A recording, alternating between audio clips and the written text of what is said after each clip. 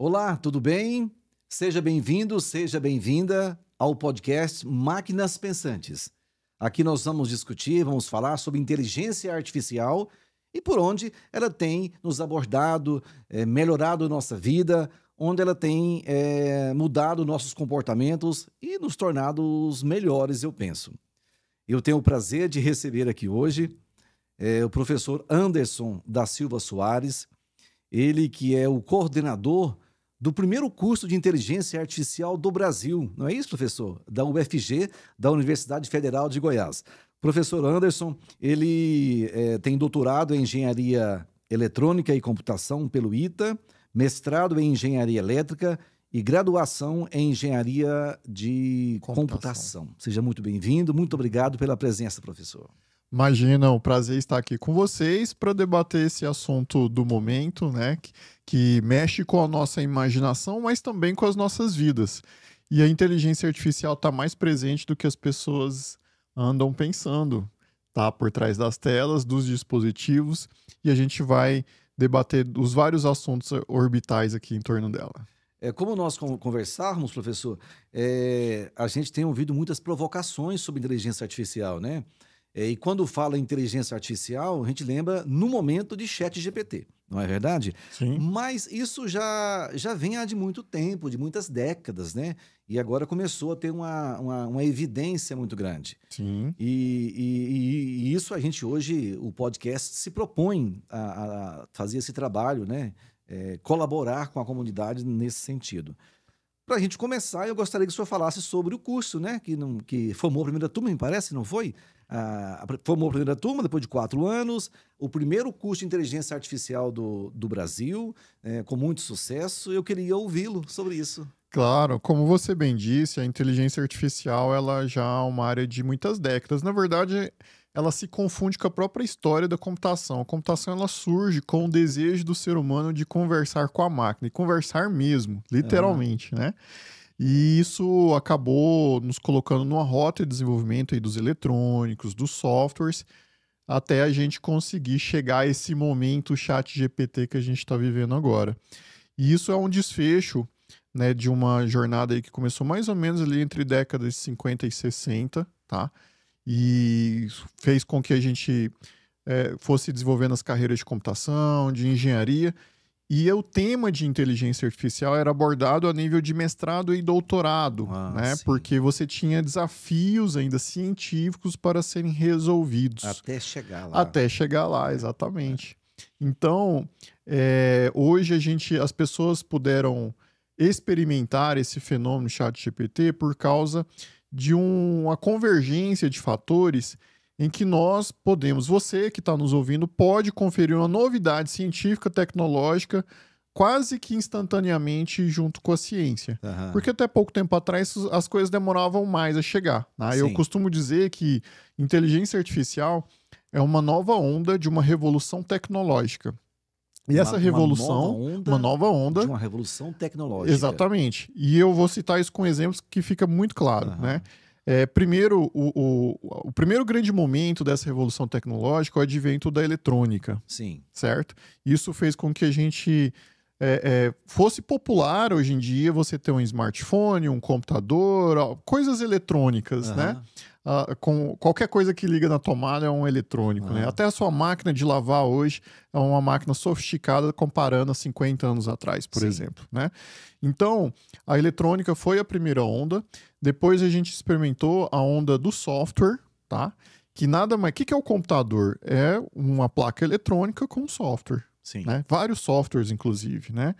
E depois, uma terceira onda que é da conectividade e mobilidade, tá?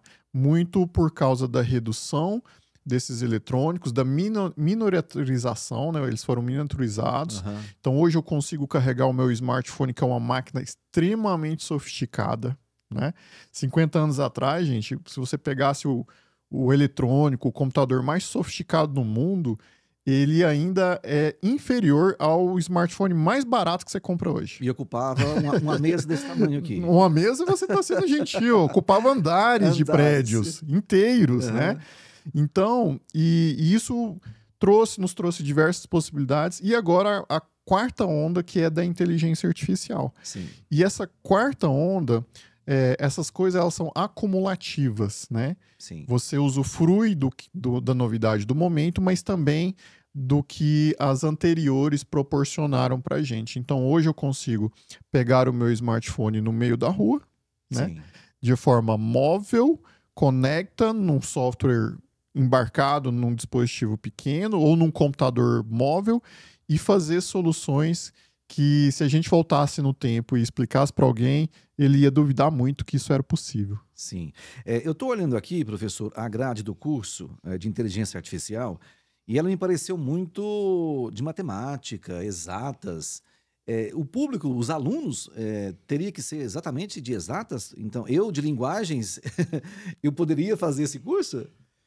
Nesse curso, um bacharelado, sim, né? E olha que para curso de exatas ainda as críticas que a gente recebe é que tem pouca matemática. A gente quis fazer um curso um pouco mais empreendedor e da hipótese de que hoje a importância do conteúdo ela está mais reduzida. Sim. Você tem uma disponibilidade maior de informação, então aquele professor conteudista ele perde um pouco a sua importância. Olha que interessante. Ele tem que desenvolver outras habilidades para estabelecer relação com os alunos, com a classe, né? Por quê? Porque conteúdo hoje você encontra de uma forma rápida, fácil e acessível e organizada. Então, eu sou da geração, acho que você também, né? Que a gente, quando queria acessar algum conteúdo, ia na biblioteca, Sim. né? E quando não tinha na biblioteca, você tinha que investir em alguma outra biblioteca e dentro de alguns meses mandavam aquele livro, aquele artigo novo. Você pegou isso? E quem tinha a Barça, então? Era rico. Era super. Você tinha consórcio para comprar a Barça. E aí a gente pede uma licença para explicar para os nossos ouvintes mais jovens, né? O que é a Barça. Exatamente. Minha filha, de 9 anos, traduziu como a Wikipedia impressa. Né? Então, era muito caro, muitos volumes, né? E as pessoas faziam consórcio para adquirir uma Barça para ter acesso ao conteúdo. E hoje essa geração ela tem acesso ao conteúdo de uma forma muito rápida. Então a gente quis fazer um curso um pouco mais empreendedor, partindo da hipótese que o conteúdo está disponível e que você precisa muito mais de um mestre para guiá-lo do que efetivamente para expor um conteúdo contínuo por 2 ou 4 horas. Excelente. Para a gente finalizar sobre o curso, os formandos foram quantos que terminaram o curso? 15 no prazo regular, Sim. de uma turma de 40. É uma turma que, lembrando que ela entrou na pandemia, né? E isso já é para curso de exatas, gente, é um excelente indicador. Eu não me lembro o nome dele, talvez eu nem possa citar o nome, mas um desses alunos, desses concluintes, ele foi convidado, escolhido por um projeto no Vale do Silício, me parece. Não foi. Sim, não, só que ele não concluiu ainda. Não concluiu ainda. Não, ainda não. Só. Então, assim, todos eles já saem empregados, já saem com possibilidades. Sim, com muitas possibilidades muito interessantes. Esse que você se refere é o Pedro Schindler, ele tá começou o 3º ano agora da faculdade. Maravilha. Mas o que é mesmo inteligência artificial? Inteligência artificial tem muitas definições. Eu vou colocar a minha de uma forma mais lúdica e acessível. Sim. Que é a capacidade da máquina de realizar tarefas ditas inteligentes. Vou dar um exemplo. Eu gosto mais de exemplo do que de definições. Sim. Você está ouvindo esse podcast agora. Já imaginou uma IA que faça o resumo sobre a questão do conteúdo para saber se você quer realmente ouvi-lo integralmente, né? Então, eu te diria que há 5 anos atrás a gente não tinha essa possibilidade de fazer isso com uma boa assertividade. Sim. Hoje isso já é possível. Ou seja, a máquina pegar a minha voz, sintetizar, abstrair ideias, resumir ideias, é uma tarefa muito inteligente. Sim. É que a gente está acostumado a lidar com ela de forma desde que a gente nasceu. E mesmo assim, a gente gastou anos dessa massa cinzenta incrível, que é o cérebro humano, para conseguir fazer isso com fluência, certo?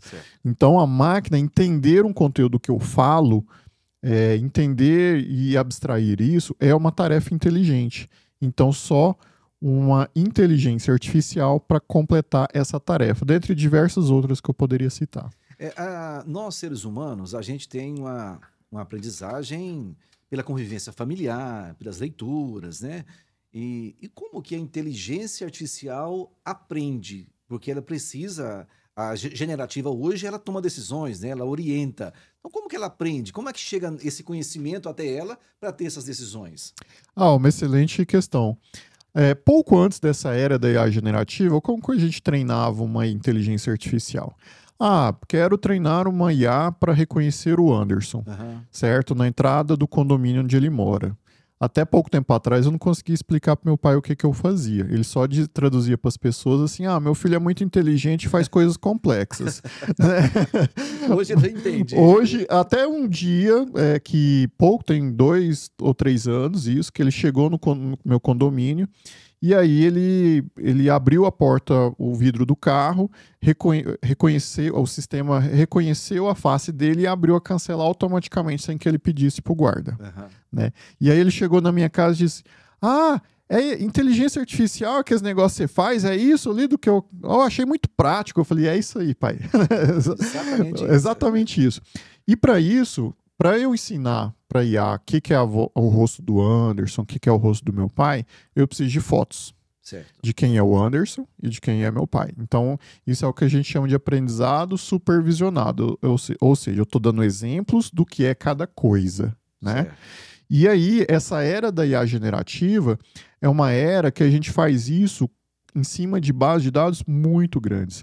E quando eu digo grande, não é centenas, nem milhares, nem milhões, são bilhões de dados. São massas muito, muito, muito grandes, tá? Em que a IA vai conseguir generalizar a ponto de gerar uma imagem, não só aprender o que é a foto do Anderson, mas a gerar imagens do Anderson em contextos que ela não viu.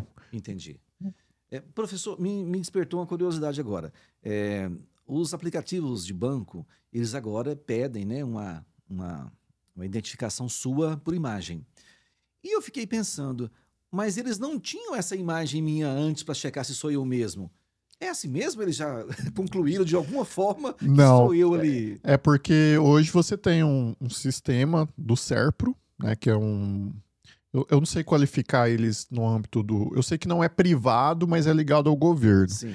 Em que eles comparam isso com a foto da sua CNH. Tá. Entendeu? Então, na verdade, o aplicativo do banco, ele vai capturar a sua foto e fazer um reconhecimento 1 para 1, que a gente chama. Ou seja, se você é quem diz que é, né? Em relação a uma imagem capturada no momento que você faz a sua carteira de motorista. Tá. E assim, e tipo de inteligência artificial? É uma pergunta pertinente? Claro!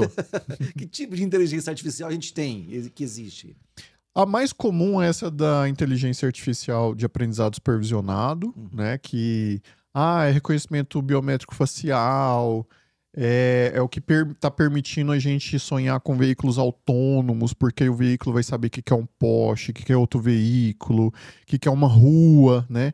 Ou seja, quais são os objetos naquela imagem, né?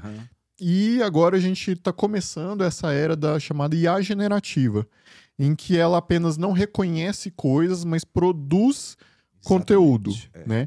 E isso que encantou tanto as pessoas. Exatamente. Porque isso, de fato, é uma tarefa extremamente complexa que 3 anos atrás, a gente realmente não veria a mínima chance disso acontecer. Mas as coisas avançaram muito e avançaram rápido, até para nós que estamos imersos a isso, tá? E a gente está agora nessa era da IA generativa, em que ela produz imagem, produz texto, produz áudio, que aí são tarefas que a gente não conseguia fazer antes. O senhor acha que tudo isso corre o risco de ter uma desumanização dos relacionamentos das pessoas? Isso vai influenciar nisso também? Certamente isso impacta muito os nossos hábitos sociais, vamos dizer o mínimo, né? Eu costumo citar um exemplo pessoal meu, que eu cheguei à conclusão que rede social aumenta o meu nível de ansiedade. Eu não sei se para outras pessoas, mas Sim. em mim, Anderson Soares, eu tenho plena convicção de que existe essa relação. Sim, porque quando você está rolando ali a barrinha do próximo conteúdo, você fica sempre na expectativa do que virá. E você gasta um tempo ali pelas expectativas anteriores correspondidas.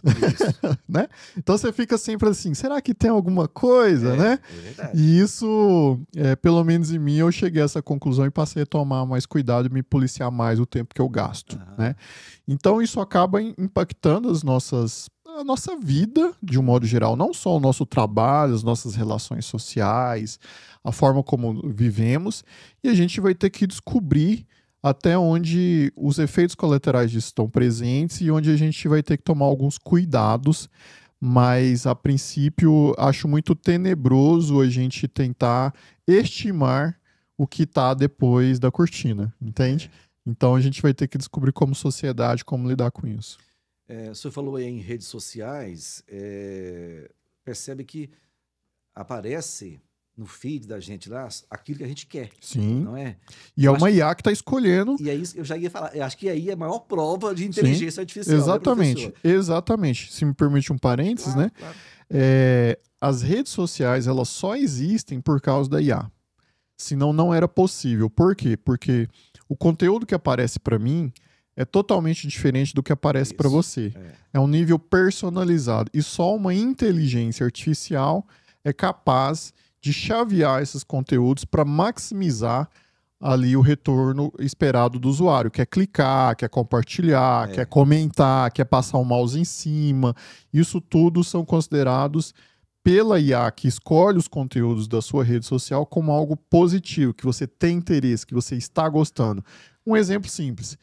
Você vai lá numa rede social e dá um likezinho numa foto de gato. Vai aparecer um monte de outras coisas de gato, né? Esse é um exemplo lúdico de como as IAs estão tentando ali nos encantar para que você gaste mais tempo ali dentro. Exatamente.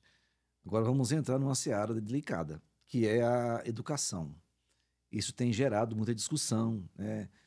Se isso vai ajudar, se vai prejudicar.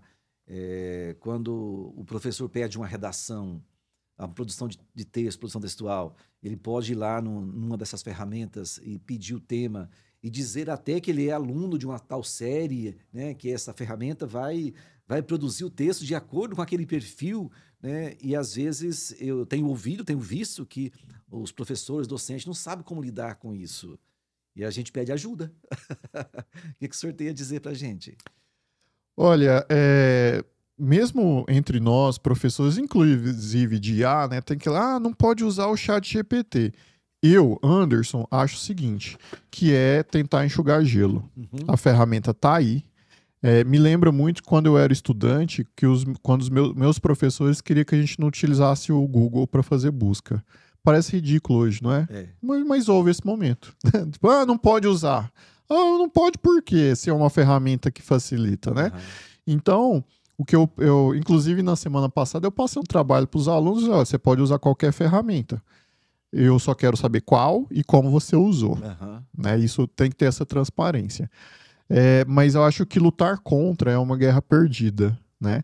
E eu sei que tudo que é novidade, a gente tem essa, vamos dizer assim, essa tendência natural de reagir contrariamente. Isso é do ser humano, ao meu ver, né? Porque eu sou da geração que viu os computadores se tornando popular e lá também a gente teve esse debate, assim, computador vai roubar o emprego de todo mundo. E qual que é a realidade dos fatos? Você não usar computador realmente te deixa desempregado, né? Porque isso te torna improdutivo. Então, são ferramentas. A IA, ela ainda não é aquele monstro que vai criar 2 braços, 2 pernas e fazer o trabalho por você. Isso não vai acontecer. Não há esse horizonte por enquanto. Agora, você não usar as ferramentas realmente pode te colocar num cenário muito desafiador. E o exemplo que eu gosto de citar é, por exemplo, advogado. Você tem advogado que até hoje usa máquina de datilografar, por incrível que pareça. Isso inibe ele? Não, mas ele tem que ser, entre aspas, mais produtivo sobre outras óticas, porque ele é mais lento do que alguém que faz um documento eletrônico no editor de texto no computador. Eu acho, então, seria uma conscientização com os alunos, com o grupo, né, sobre o uso da ferramenta, como o senhor mesmo falou, seria por aí, né? Com certeza. Eu até costumo dar o meu exemplo de que eu, como professor, Gente, o problema já vem de algum tempo, entre aspas, problema, né? O meu concorrente não é mais outra universidade, outro professor. É a plataforma de vídeo online. Porque tem lá aula de qualquer coisa. Inclusive das coisas que eu ministro. Exatamente. Certo? Então, em cima... O quanto de IA está em cima dessas plataformas de vídeo? Bom, sistemas de recomendação, que é essa IA de qualquer rede social. Então, os vídeos recomendados para você ali, eles são personalizados para você. Na hora que você digita a busca, também tem uma IA que tenta traduzir aquilo. Às vezes você não sabe fazer a pergunta correta ali naquele campo de busca, tá? E essa IA te ajuda com isso. Então, isso só está sendo aprofundado, né? Mas já é algo em curso já há algum tempo.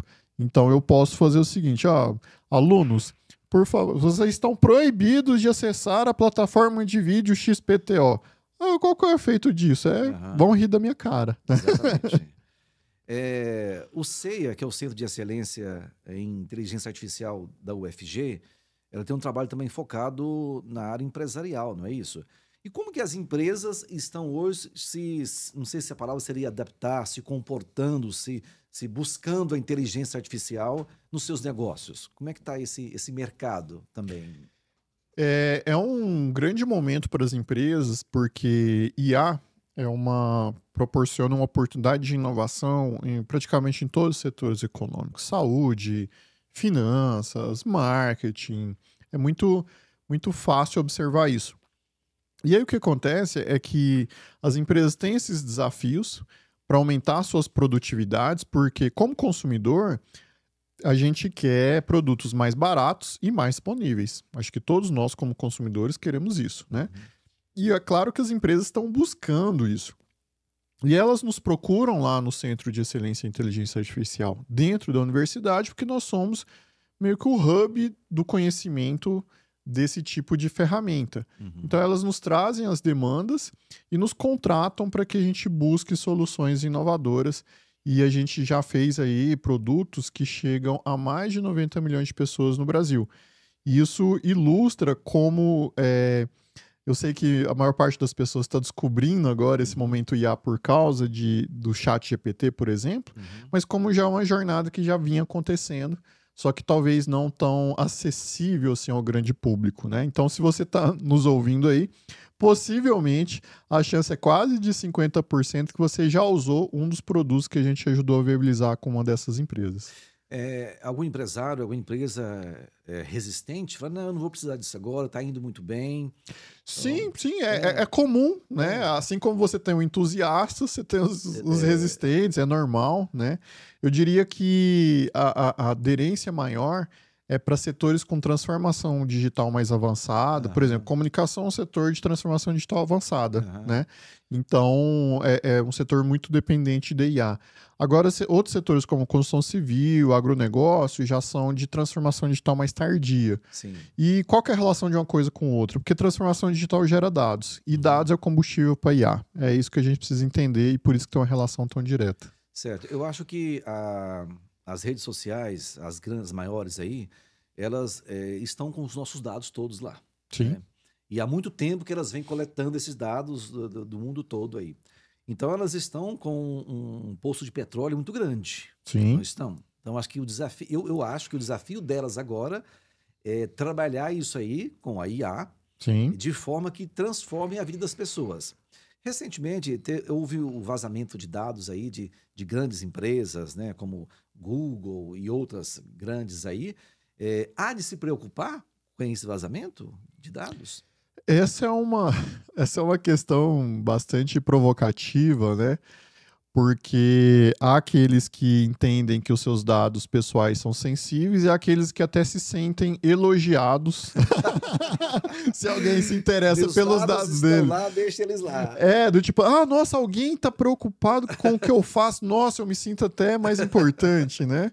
Então você tem as duas correntes, né, para dizer o mínimo. Mas o fato, eu até escrevi um artigo para o jornal Folha de São Paulo, acho que uns 2 anos atrás, que ele ilustra isso. O título é: você estaria disposto a abdicar da sua privacidade por um bom desconto? Porque essa, na verdade, é a questão na mesa, tá? As redes sociais, por exemplo, que nós citamos aqui, elas valem centenas de bilhões de dólares porque elas têm uma informação poderosíssima. Isso. Que é Exatamente. a intenção de consumo de forma individualizada naquele momento. Saber que o Anderson está interessado em comprar terno e não está interessado em comprar pneu esse mês. E só eles têm essa informação. Por quê? Porque você dá pegadas digitais, comportamentais na sua navegação. Sim. E aí essa informação fica com eles. E eles vendem para as empresas personalização. Personalização. Eu vendo, se o Anderson está interessado em terno, ele vai fazer essa conexão com os anúncios de vestuário masculino. Isso não vai aparecer nos anúncios de pneu para carro, né? E quando eu escrevi esse artigo lá para o jornal, né, eu citei um exemplo que aconteceu com o meu veículo, né? De que apareceu vários anúncios para um pneu específico e que só uma determinada plataforma, né, tinha, que onde eu tinha deixado algumas pegadas digitais, né? Então, no fim, é isso. Agora, eu acho que o que a gente tem que debater é assim, o direito de talvez não ceder esses dados, né? Mas a gente tem uma piada pejorativa que é o seguinte, se você está na internet e não está pagando, é porque o produto é você. Certo? Tá. Então você está navegando num site e ele não te cobra nada por isso. Por quê? Porque ele vai descobrir quem é você, o que você quer, o que você gosta, para oferecer publicidade personalizada daquele seu ciclo de consumo. Então você é o produto. Exatamente. De graça não tem nada ali. De graça não tem nada. Não tem nada lá. Agora, mas eu não quero os meus dados. Bom, então ou você vai ter que pagar uma assinatura ou não usar, porque está nos termos. Exatamente. Recentemente, o Elon Musk, o empresário, disse que daqui a 5 anos todos nós vamos perder os nossos empregos. Eu não vou estar aqui te entrevistando o senhor mais, vai ser uma inteligência artificial, vai ser um robô. Ele disse assim, se você quiser um trabalho que seja como um hobby, você pode ter um trabalho. Mas, caso contrário, a inteligência artificial e os robôs fornecerão quaisquer bens e serviços que você desejar. Essa é uma questão polêmica, né? E a gente tem que entender o seguinte, o Elon Musk é um empreendedor brilhante. Né? Acho que ninguém vai discutir isso. Mas ele não é um cientista da IA.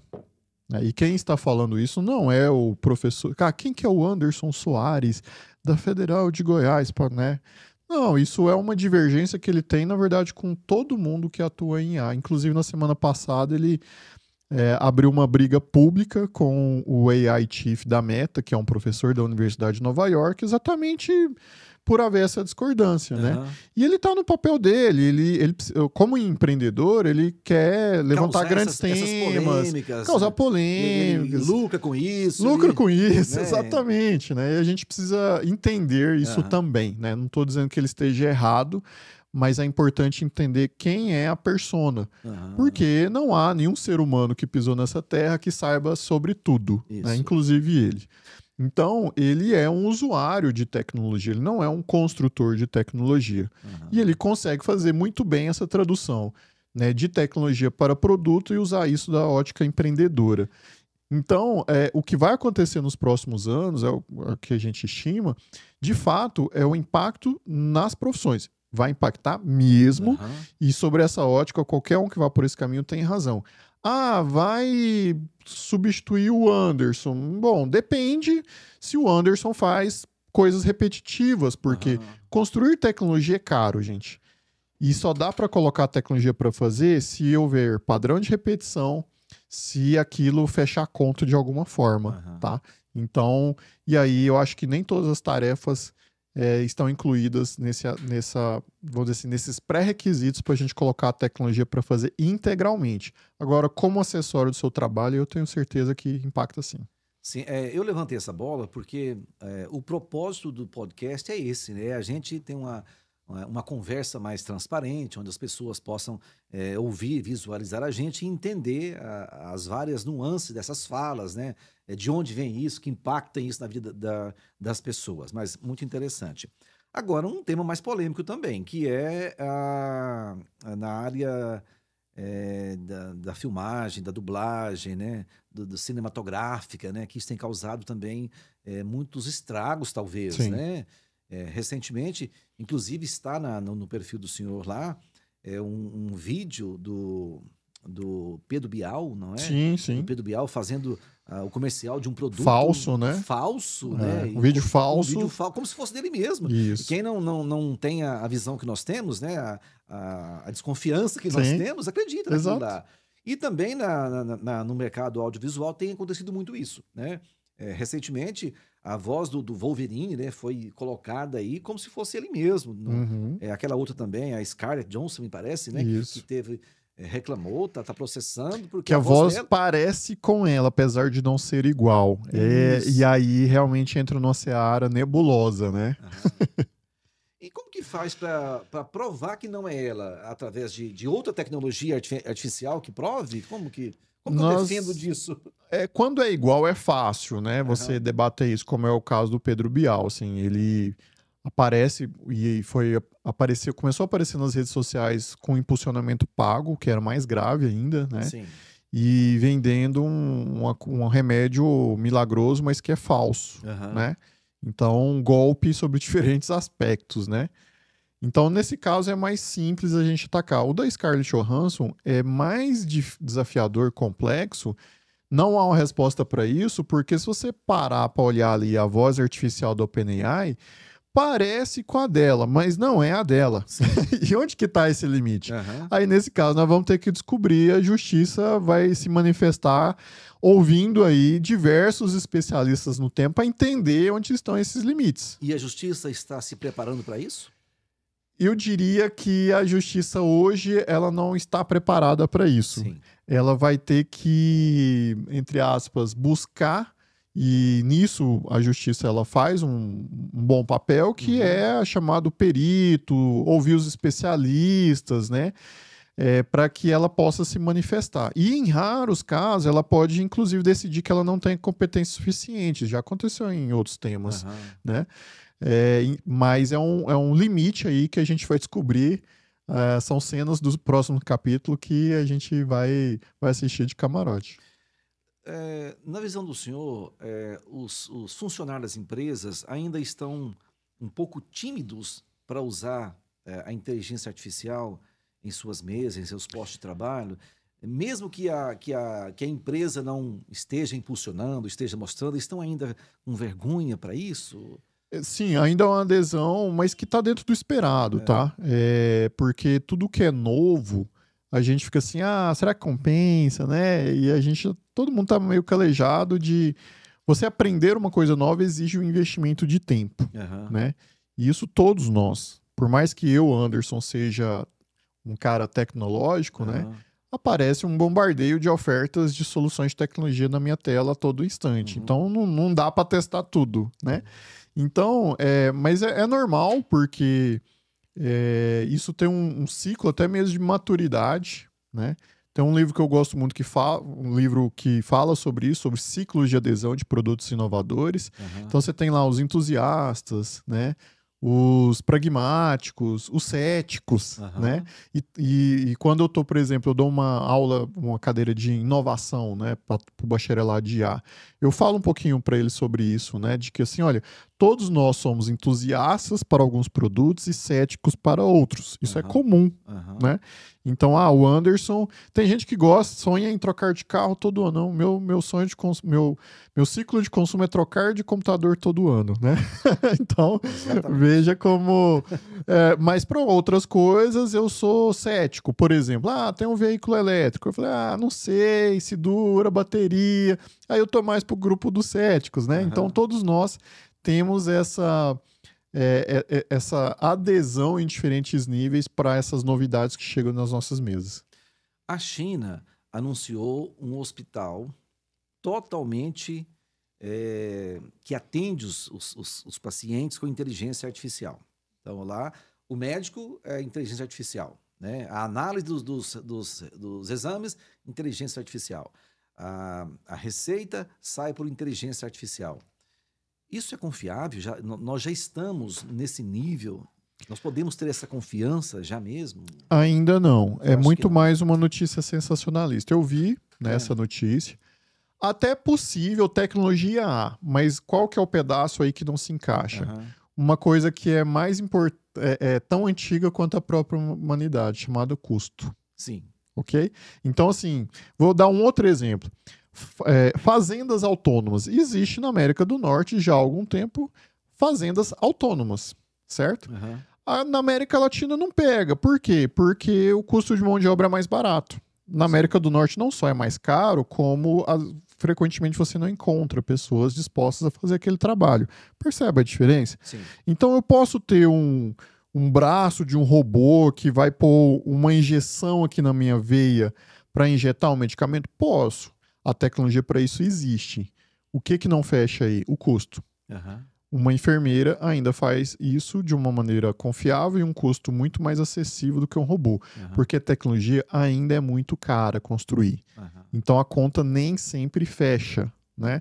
Então a gente pode entender isso muito mais como uma prova de viabilidade, um hospital modelo, um hospital conceito, né? Do que efetivamente como algo que ano que vem vai estar disponível aí, porque você pagaria assim, vou pagar aqui para aplicar uma vacina R$100 ou R$5.000 só porque é um robô, entende? Porque no final do dia é o consumidor que julga, gente. Sim. Por micro-julgamentos, ele que decide tudo, né? Então, se aquilo não for trazer mais segurança, menor custo, não vai pegar. Então, nesse caso do hospital autônomo, a gente ainda tem essa dificuldade. Falando em autonomia, e os carros autônomos? Os carros autônomos, excelente questão, né, dentro desse contexto, porque olha só como essa questão do custo ela é importante. O que viabilizou o veículo autônomo, obviamente, foi a evolução da IA, que tornou as máquinas enxergarem, né, o que é sinaleiro, o que é rua, o que é calçada, mas 70% das pessoas estão dispostas a pagar um pouco mais por um veículo sem ter o estresse de dirigir. É isso que está... Já é diferente do hospital. É diferente do hospital, percebe? Já diferenciou. Exato, né? Então, começou-se a fazer linhas de produção para a questão do veículo autônomo, porque os consumidores, nesse caso, estão dispostos, inclusive, a gastar mais do que distribuir buzinas, receber buzinas. Mas para isso, as ruas, as vias precisam estar sinalizadas adequadamente, não precisa? Ah, sim. Porque aí o carro tem que reconhecer uma rodovia, reconhecer um sinal. Eu costumo dizer que se o veículo autônomo dirigir sozinho aqui no Brasil, ele dirige em qualquer lugar do mundo. Boa! Já pensou ensinar o que é... Já pensou em ensinar para IA o que é uma rotatória, um queijinho, né? E ainda tem aqueles queijinhos com aqueles minúsculas tartarugas no chão que você quase não vê, né? Mas a gente tem rotatória também que tem sinal. Sim. Né? Então já é diferente das outras que você pode entrar e sair. Exatamente. Então, tem isso também. O nível de complexidade que é super sofisticado para uma IA. E sobre a regulamentação. Agora a gente tem 3 dias para conversar sobre regulamentação da inteligência artificial. Polêmica muito grande, né? Que eu não imagino como que isso pode ser regulamentado, mas eu tenho certeza que o senhor já tem estudos no sentido, na área, né? Porque já é um estudioso. Já está acontecendo, inclusive, eu li uma matéria do CAD, do Conselho, no Brasil, né? Falando sobre isso. Olha, o Brasil está numa tentativa de regulamentação e eu vou definir de uma forma crua e direta um desastre. Mesmo? Mesmo. Estão tentando regular uma coisa que eles não sabem o que é, não sabem como funciona e está indo ali no muito mais, eu diria, na base da ficção do que na realidade dos fatos, né? Então, acho que qualquer pessoa que entende minimamente tecnologia vê aquilo como um desastre, até porque foi elaborado por pessoas que não sabem como essas coisas são construídas. Então, agora, eu sou contra né, a regulamentação. Não, eu sou contra essa que está aí na mesa, totalmente. Eu até comentei no outro evento que é um convite ao aeroporto de Guarulhos do dia que está lá. Mas... O que é que está na mesa? Que tipo de regulamentação? Você tem questões, por exemplo, a decisão da IA tem que ser totalmente interpretável, né? Esse é um dos pontos mais absurdos. E vou te dar um exemplo, falando de tecnologia não, vou dar um exemplo nas ciências da vida. Sim. A gente não consegue entender completamente o efeito de uma determinada molécula no corpo humano. Até por isso você precisa da fase 3 de estudo clínico. Um grupo vai no placebo, o outro com o novo fármaco e você mede o efeito. Por quê? Porque a gente não consegue ter 100% da explicabilidade do que acontece no corpo humano. Sim. E aí, a gente deixa de usar a vacina por isso? Não, porque o resultado final é compreensível sobre a sua eficácia, Certo. entende? Então, se a gente pegasse essa lei e aplicasse para a ciência da vida, ia proibir 100% das vacinas, Entendi. certo? Uhum. Então, mostra o completo desconhecimento, né, do que é ciência, de como é construído produtos inovadores, não só de tecnologia. Por isso que eu quis dar um exemplo de ciências da vida, né? Então é algo muito tenebroso que está aí com o risco de acontecer. Agora, a gente tem que ter a responsabilização das pessoas que fazem mau uso. Eu acho que qualquer sociedade decente vai caminhar para esse caminho, né? Uhum. E um outro exemplo que eu poderia dar, vou pegar uma ferramenta não tecnológica antiga, a faca. A faca, ela mudou a forma como nós, seres humanos, nos alimentamos, Uhum. certo? Sim.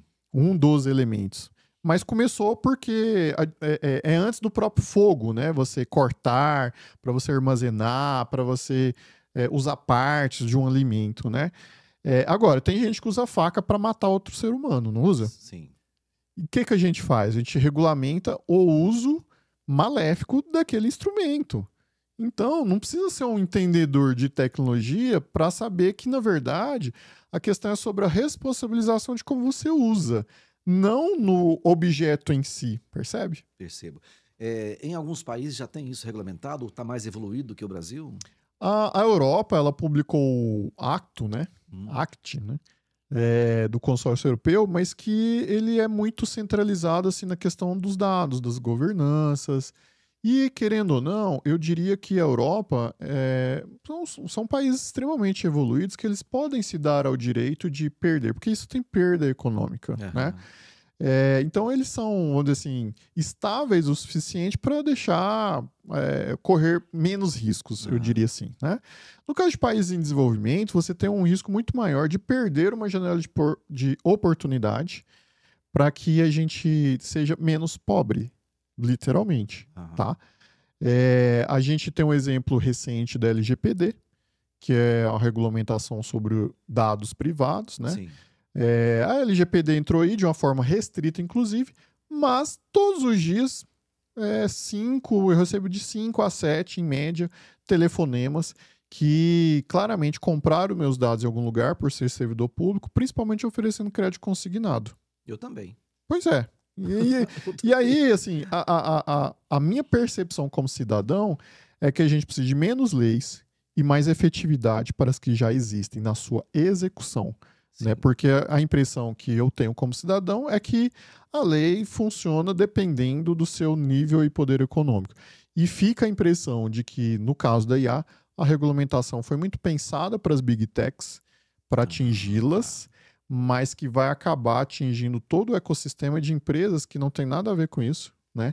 E que vai torná-las menos inovadoras e, consequentemente, menos competitivas. E o saldo final disso será que a gente será mais dependente, né, de outros países que vão produzir isso. Como reverter isso, ou talvez isso não aconteça no Brasil? Qual o caminho melhor para essa é uma pergunta complexa que vamos dizer assim, avança em outras áreas do conhecimento que não só as minhas, né? Mas eu diria que, assim, a gente não deve ter medo de olhar para trás e dizer assim, ok, parece que essa decisão não foi a melhor. Tá? Então, nesse momento, eu acho que a gente tem mais a perder cerceando a inovação do que deixando a coisa acontecer. E se eventualmente a gente vê, opa, não parece ter sido uma boa ideia, você vai lá e cerceia, tá? Mas cercear a priori me parece muito mais penoso, né? Vou me prender aqui ao conceito e não aos passos, do que a gente fazer isso agora. Certo. Eu faço uma imagem num site onde eu posso fazer uma imagem. O direito autoral dessa imagem é meu? Tá aí uma questão excelente, né? A gente não deve regular a IA que aprendeu a fazer imagens, mas se eu vou lá e faço, e isso se parece com uma obra autoral, de quem é a culpa? Da IA ou a culpa é É minha? minha. Deveria ser, Deveria ser. né? Então, isso são fronteiras que a gente está descobrindo nesse mundo novo, né? E aí ele mexe com as nossas imaginações por tocar nesse aspecto criativo da coisa, né? Mas que a gente vai ter que descobrir junto. E não ter nenhum medo ou temor. Ok, vamos mudar esse entendimento porque aparentemente está gerando um excesso de efeitos colaterais piores do que os benefícios. Acho que essa é a rota. A IA, a inteligência artificial, tem potencializado as fake news, não tem, professor? Sim, com certeza. Isso é um fato, né? E fake news é um assunto interessante porque, tá vendo aí, tem que regulamentar as IAs, porque ó, tanto de fake news.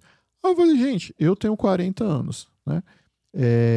Quando eu era criança, até um momento da minha infância, eu achava que se eu comesse manga e tomasse leite, eu ia morrer. Me garantiram isso por diferentes fontes, né? Então, assim, a fake news, ela existe desde sempre. E agora... o formato agora? Só que estão achando outro culpado que seria as IAs, né? Então, talvez a gente até pode discutir assim, né? Até o dia que eu encontrei o picolé com manga com leite, eu pensei assim, gente, não faz sentido. É o picolé que você come e já morre, né? Então alguém está mentindo e comecei a me questionar sobre esses pontos. Mas, e hoje, assim, o mundo digital, ele acelera isso, né? A IA passa a gerar imagens que não são reais. Mas, ao mesmo tempo, eu já vejo isso como uma oportunidade da gente se educar. Porque a gente aprende a ser meio filósofo daqui para frente. A questionar primeiro, né? E a engolir depois. Entende? Entendo. Então, isso faz com que a gente até tenha essa ótica um pouco mais de aprendizado, de evolução mesmo. Porque isso é evolução, gente. Antes né? de compartilhar. Antes de compartilhar, né? E tem aquela anseio assim de que você quer algo, você gostaria que algo fosse verdade, aí você vê uma fake news e toma como verdade. Esse sentimento oculto, ele é muito perverso. Certo. Para a gente, já caminhando para o final, nas eleições também é uma situação que a gente precisa ter cuidado, né? Com certeza. A gente está em mais um ano de eleição, né? E aí é que vem essa questão que eu comentei, né, da minha perspectiva como cidadão, né, não como professor e nem representando nenhuma instituição, sobre a efetividade, né? Então, assim, a justiça eleitoral vai ter que ser mais efetiva. E eu acho que não há nada de errado porque até onde eu me lembro, ela é um pouco lenta. Então... e aí sempre se torna aqueles casos assim, vai julgar o cara, mas o mandato dele já está no fim, ou até mesmo perdeu o objeto que o mandato acabou, né? Então, a pergunta que fica a justiça eleitoral vai ter a celeridade suficiente? Ou a gente vai ter que proibir a ferramenta, né, que tem sim os seus aspectos práticos benéficos, ou a gente vai ter que ser que não, olha só, como a faca mata algumas pessoas, vamos proibir a faca. Olha que beleza, né? E aí a gente deixa de usufruir. Então a gente vai ter que olhar sobre essa ótica e vai ser um desafio, não só para a justiça eleitoral, mas para eu explicar para os meus parentes. Né? Na última eleição eu já tive... alguns desafios nesse sentido. Mas você está a favor do fulano. Não, eu estou a favor de ninguém. Né? Deixar claro. Eu só estou aqui como cientista dizendo para você que isso é falso, isso aí foi forjado, né? Por mais que você queira que seja verdade. Não é o fato de você querer que torna isso verdade. Né? Então, como eu disse, também é uma oportunidade da gente aumentar esse nosso nível de educação e de criticismo sobre as coisas. E como se preparar? para a inteligência artificial, ou com a inteligência artificial, ou para a inteligência artificial? Como que a gente se prepara? Acho que primeiro entender essas coisas que ela faz, Aham. né? Porque a partir do momento que você entende que ela é capaz de criar uma imagem hiperrealista, né? Que ela é capaz de clonar a minha voz e colocar, né? Na formatura do bacharelado de IA, os alunos clonaram a minha voz, né? Eu sou torcedor do Vila Nova e colocaram com a minha voz, uma voz artificial cantando o hino do Goiás. Foi uma brincadeira. Foi uma brincadeira. Mas que veja, tem um aspecto educativo. Tem, Né? As famílias dos formandos na festa, né? Nossa, é mesmo, é falso. Olha só. Já dá para que nível que tá, né? Aham. Então, só de você saber para as pessoas que isso é possível, isso, quando alguém questionar, de uma forma ou de outra, ele vai ter aquela lembrança, mas parece que IA consegue fazer, né? Aham. Então esse é o desafio que a gente tem aí para frente. Começar, obviamente, mostrando o que a IA é capaz de fazer. Certo. A inteligência artificial, ela vai nos fazer mais felizes ou não? Ou isso não passa pela inteligência artificial? Isso não passa. É. Definitivamente não passa. O papel da IA sobre a ótica econômica e dos produtos inovadores é fazer mais rápido e mais barato. Ponto, né? Aonde isso vai nos levar, eu não sei, porque eu acho que não tem uma relação muito direta entre prosperidade e felicidade, por mais que um contribua de alguma forma, né? E isso, as revoluções industriais, elas nos mostraram, né? E faço aqui um parênteses, né? Eu gosto muito da ciência da história, né? Ela sempre nos ensina sobre o presente e o futuro. Sim. Então, quando a gente olha para as últimas revoluções industriais e a IA faz essa nova fase dessa grande revolução industrial que está em curso, elas nos mostram isso. Assim, hoje, nós, graças à última revolução industrial, eu pego uma coxinha. Sabe uma coxinha, né, que custa aí hoje uns R$5, dependendo, né? Sim. Ela tem mais calorias do que um banquete de um rei na Idade Média, certo? O rei, quanto mais seus súditos, né? Então, isso mostra como, no final, a sociedade acaba indiretamente julgando a percepção de valor sobre aquilo. Sim. Né? Se aquilo traz mais benefícios ou mais incômodos. Então, isso que a gente vai estar observando aí nos próximos anos sobre essas alterações que nós vamos ter nos nossos ciclos de vida, não só de trabalho, não só de consumo, não só de relações sociais, mas de vida mesmo, né? Eu consigo chegar nos endereços de uma forma mais direta, sem me perder? Eu consigo fazer tal coisa mais rápido? É isso que vai compilar o desfecho dessa história. Certo. Para a gente finalizar, o que o senhor diria? Eu preciso ter medo? Eu posso ter medo da inteligência artificial? Por enquanto, não. Não. Né? É claro que as coisas estão evoluindo muito rápido, mas o estado da arte científico hoje, por mais lindo e maravilhoso que seja, né? Poxa, clona a voz do Anderson falando e coloca ele para cantar uma música. Isso é realmente incrível, gente. Mas ainda assim, é uma mimetização expressa por dados de um humano, tá? Não é algo assim, vai criar do nada sem que tenha exemplos de dados, que sejam coisas repetitivas, né? Então, por enquanto não, ainda fica guardado para os filmes de ficção científica. Mas não deixa de ser encantador, não é mesmo? E também eu acho o conhecimento, né? A gente passar a conhecer, a gente entender, como eu falei agora mesmo, antes de compartilhar, né? Antes de falar, exatamente. falar que é verdade. Eu acho que isso... Exatamente. Eu gostaria que, né, que aparecesse lá uma notícia dizendo assim, o Vila é o melhor time do mundo, o mais competitivo no futebol, mas isso infelizmente não é verdade. Né? Então esse nosso anseio é que acaba gerando essa ansiedade e potencializando esse problema. Mas a gente vai ter que se educar com isso. Vai ter. Não poderia ter sido melhor, professor. Muitíssimo obrigado pela presença, professor Anderson. Ele é o coordenador do curso de Inteligência Artificial da Universidade Federal de Goiás. Já é a 4ª turma?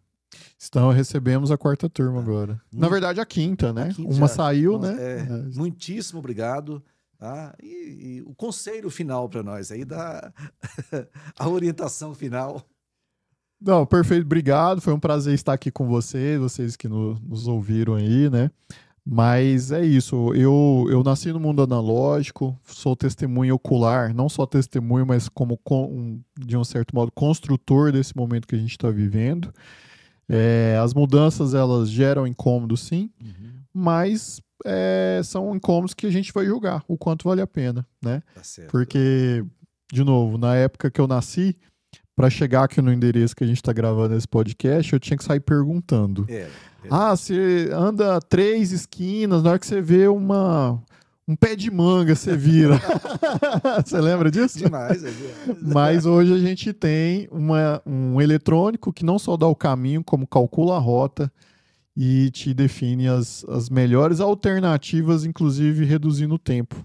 Por esse lado, distanciou um pouco a gente das pessoas, né? Sim, né? Nos tornamos mais nesse exemplo aí, socialmente piores. Obrigado, professor. Obrigado, Estou à prazer. disposição, tá? Muito sucesso.